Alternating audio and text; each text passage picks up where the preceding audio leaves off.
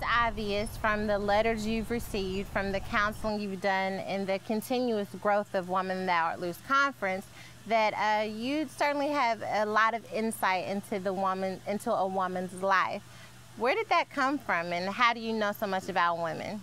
I'm not totally sure. I think that some of the influence comes, my father was sick, so I was predominantly raised by my mom, and I was raised with a deep respect for women. I've been blessed with a lovely wife that I've been married to for 30 years and two lovely daughters. So I got to see women at every stage of life, my sister, my nieces, all of that affected it. But I think the biggest credit goes to the Holy Spirit, who just chose to use me. I don't really think it was really me writing it. I think it was the Holy Spirit writing a love letter to his daughter to say, I am concerned about you. And being a father, I realize how deep that passion runs.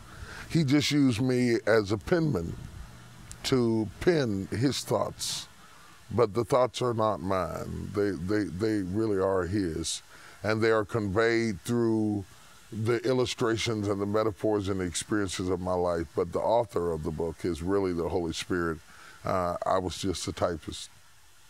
Okay, so I have to ask you, you wrote, I believe it is important that women get healed and released in their spirits. I'm excited about what God is doing, and I believe God will move freshly in the lives of women in an even greater way. How did it feel to know that you've been a part of the movement? Did you know this was your calling? You know it as you go.